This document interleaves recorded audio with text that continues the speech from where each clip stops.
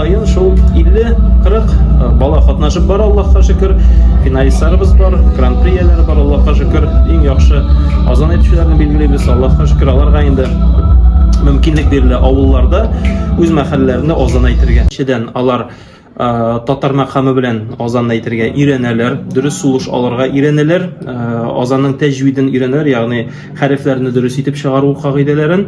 Һәм инде менә шушы матур итеп бөтенесен төзеп, әлбәттә инде жюри каршында финалда алар шушы матур азанны әйтеп бирергә тиеш булалар. Мәчеттә 5 яшьтән бардым, әтим мине апарды. Бүгенге көндә мин Кумара мәдрәсәсендә укыйм.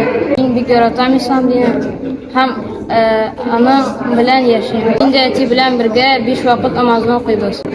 Минем гаиләдә 2 абыем бар һәм 2 абыем алар мине дә өйрәтә һәм миңа да өйрәтә. Бу Кумара залында 24 елдан катнашам һәм мине анда тәҗвидләргә өйрәттеләр һәм дөрес итеп әйтергә, сузырга өйрәттеләр. Казанга 2024 елда бардым һәм анда азан әйтеп беренче урын алдым. Әти балаларымыздан сообщество килеш кабул иткән дини һәм милли мирасыбызны балаларыбызга тапшырырга ярдәм ит.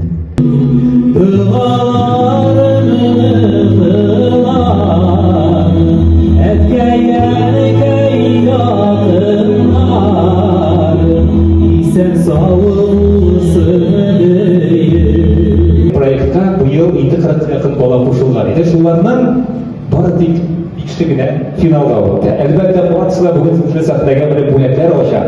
Әмма битсе шушында финалга сәхнәгә. Сезнең каршыгызда жюри каршында үзенең азанын бәйге өчен җиңүче исемен яулар өчен яңгыратачак.